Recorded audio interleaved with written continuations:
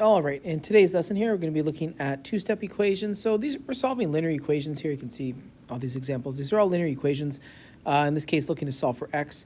And the main focus in these ones is they're two-step equations in that there's two numbers that we got to solve for here. Get out of the way, I should say, to solve for x. Let's go through a bunch of examples, and this will give us the basics of solving linear equations. So in this example here, we want to get rid of the 2 and the negative 4. When you're in this situation, you want to get rid of pluses and minuses first. So the number not connected to the variable you're going to save for the end. So in this case here, I want to get rid of this negative 4 first. So I'm going to have to add both sides of this equation. By doing so, that cancels this off. 4 plus negative 4 is 0. It goes away. So this ends up just becoming 2x equals 12 plus 4 is 16. Then we can go ahead and divide across by 2. 16 divided by 2, and you end up getting 8 here. Let's try another. So in this question here, same idea. I want to get rid of the 3 and the negative 5. I'm going to have to add 5 to both sides of the equation, in which case we get 3x is 11. And then again, the operation between the 3 and the x is multiplication. So we're going to divide across by 3, in which case we get x is 11 over 3. Let's try number 3 here. So for this question here, again, I want to get rid of the negative 1 and the 5. Don't forget, this is actually a minus 1 here that we're wanting to get rid of. And again, you're supposed to get rid of pluses and minuses first, so I'm going to have to get rid of this positive 5. By doing so, I'm going to subtract 5 on both sides of the equation. That'll cancel this off. And I'm left with negative x equals 4 minus 5, which is negative 1. Now I'm in a situation here, I want to get rid of this minus 1. You could either divide across by minus 1, much like we did in example 2, and much like we did in example 1, although I didn't explicitly write it out, we were dividing by 2 as well. Another common technique when you do want to get rid of a minus 1 is to just multiply across by minus 1. And if I were to do that, I'd end up getting x equals 1. Let's take a look at some more. So for number 4 here, same idea. We want to get rid of pluses and minuses first. And I think this question here is saying, okay, I want to get rid of the negative 3 and the negative 5. You want to get rid of this first. The number connected to the variable, that's usually a secondary operation. So I'm going to go ahead and add 5 to both sides of the equation, in which case we get negative 3x is 9. Divide across by minus 3, and I get x is negative 3 for my x value. Number 5. So for number 5 here, I want to solve for x. I got to get rid of the 2, and I have to get rid of the 3. There's a couple ways you can go about tackling this. In general, when you see fractions, you want to get rid of those first. So when you're left with multiplication or division to choose, always get rid of fractions first. So I'm going to go ahead and multiply across by 3. Whenever you multiply across by 3, put brackets around that entire expression. And that'll remind you that this is not 32x over 3, and that'll remind you that this is not 34, that it is multiplication. And because of that, these will cancel, in which case I get 2x equals 12. And now you're back to a simple equation, divide across by 2, and you get x equals 6 here for number 5. Let's take a look at another. So same idea here. I'm going to go ahead and multiply across by 7 first on both sides of the equation. And again, remembering those brackets reminds me that this is multiplication. Because I remember those brackets, these clearly cancel. And I'm left with minus 5x is minus 14. Divide across by negative 5. And again, you always want to express your answer in lowest terms. Those two minuses become positive. And my answer here is 14 over 5. Let's take a look at number 7. So number 7 here, some issues that do happen in number 7 is the minus sign. First thing you want to do is push the minus signs to the top. So in this case here, I'm going to rewrite this and push that minus sign to the top. So it's explicitly written. You can see it's right in the top. Then I want to get rid of the fractions here. So I'm going to multiply across by 3. And again, remembering those brackets. And by doing so, these 3's cancel. And actually, we get lucky. The 3's on the right-hand side cancel as well. I get negative x is 2. And again, like I said, you can either divide across by negative 1 or multiply across by minus 1. In either case, you'll get x equals negative 2 as your answer for number 7. All right, let's take a look at number 8. So for number 8 here, same idea. Push that minus sign to the top. And now say to yourself, I want to get rid of the minus 5, and I want to get rid of the 8. So I'm going to first get rid of those fractions first. We're going to multiply across by 8, and I'm going to remember my brackets on both sides of the equation. And because of that, these clearly cancel. End up getting minus 5x equals Now what we have here is I end up getting 8 times 2/3. So when you multiply an integer times a fraction, you're going to want to make this over 1 as well. Now you're really multiplying here a fraction times a fraction. You should see whether there's any reduction in here. There is not. So I'm just going to multiply the top with the top and bottom with the bottom. You get 16/3. So now I'm going to isolate for x. I have to divide. So when I divide here, you're going to get x by itself, and I have 16/3 divided by -5. In which case here, I'm now dividing a fraction by fraction. So we can go ahead and change that to multiplication and multiply by the flip. And I get x is 16/-15. Push that minus sign to the top, and I get here -16/15. All right, let's take a look at number 9. So for number 9 here, same idea. I want to get rid of the 7 on the bottom and the 3, but we're going to multiply across by 7 first to get rid of those fractions. So multiply across by 7, remembering your brackets. And because of that, the 7s will cancel, and I get 3x equals -28. Divide across by 3, I get -28/3. And that is in lowest terms. When you do divide these out, you should always make sure that it is in lowest terms. 28 is going to be 7s and 2s in the top and 3s in the bottom, so it's not reducing, and that is our final answer. All right, let's take a look at number 10.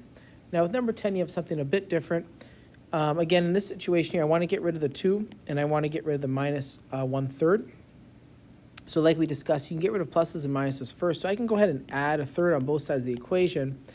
The problem with that is you're still going to have to deal with fractions. So when I bring this over, I'm going to end up getting a positive 1/3 here. Then you have to get a common denominator. It becomes a bit tough to work with. So when you do have fractions, even though we did discuss getting rid of addition and subtraction first, in general, if you have an equation with fractions, you should try to multiply across and use the fact that you do have an equation to your advantage. Multiply across by a number that's going to get rid of the 3 and the 4. So in this case, you're going to multiply across by 12. And when you multiply across by 12, everything separated by addition or subtraction has to be multiplied by that 12. So I'm going to have to hit each one of these with a 12 here. So this is going to be 12 times 2x minus 12 times a third equals 12 times 1/4. And now 12 times 2x is 24x. And this here becomes 12 divided by 3 is 4. And 12 divided by 4 is 3. So this ends up being here -4 times 1 is just your -4 equals 3 times 1 is just 3. So now by doing so, by multiplying across by 12, I took an equation like this, which I would have had to deal with fractions throughout, and I rewrote it as a simpler equation to work with.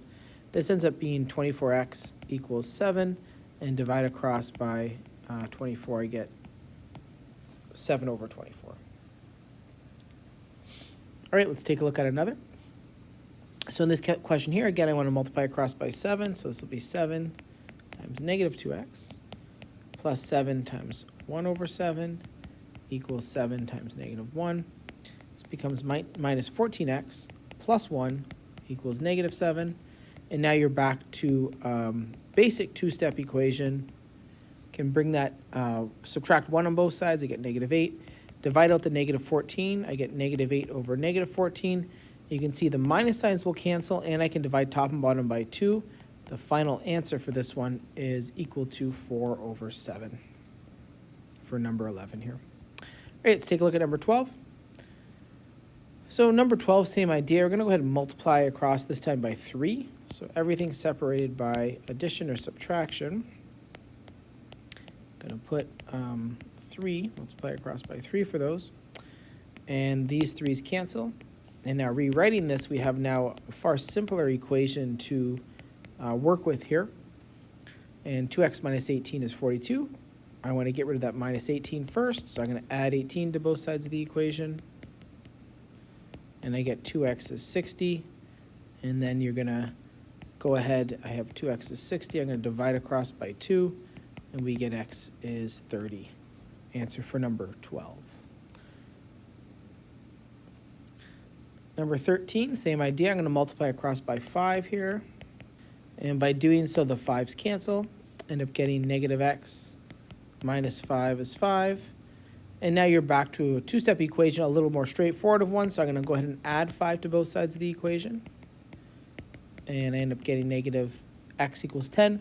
And again, to get rid of this minus 1 that's sitting right in front, you can either divide across by minus 1 or multiply across by minus 1. Either way, you're going to get x equals negative 10 for number 13. Okay, number 14, same idea. And again, feel free to pause this question, try it out yourself. I'm going to multiply across by 3. And when I get that here, we get cancellation on that, which is good. That's what we wanted. This becomes 15x minus 1 is negative 6. And then you're going to go ahead and add 1 to both sides of the equation, giving me negative 6 plus 1 is negative 5. Divide across by 15. And again, always look to reduce, and I can divide top and bottom by 5, to which I get minus a third. Right, number 15.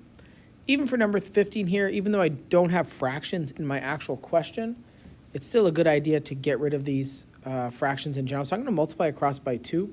So you're doubling each one of these. This is going to be 4x minus 6 is 1. And then I get 4x is 7 by adding 6 to both sides. And lastly, divide by 4.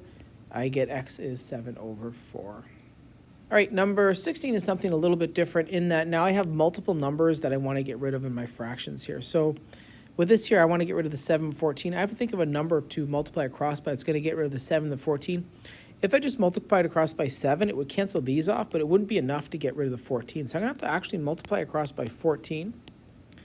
And remember my brackets here.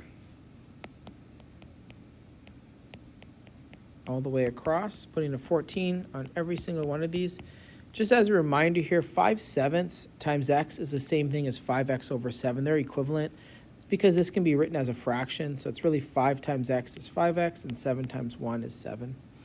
So now I can reduce this a bit. So again, when we're multiplying this out, if you take a look at this expression here, 14 divided by 7 is 2. These 14s cancel, and again, 14 divided by 7 is 2.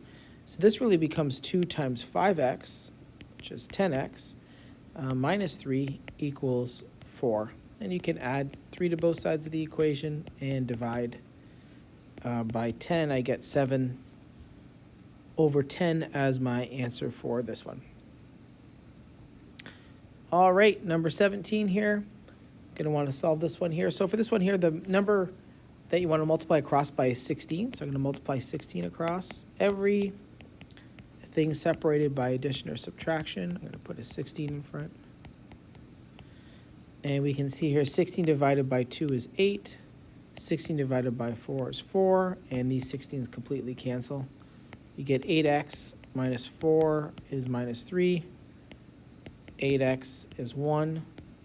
And x is 1 over 8 for number 17. That concludes our work today, going through solving linear equations. These are like two-step equations, some of the basics of that. So as this develops here, we'll take a look at the idea of distribution. But that is it for this lesson. Thank you.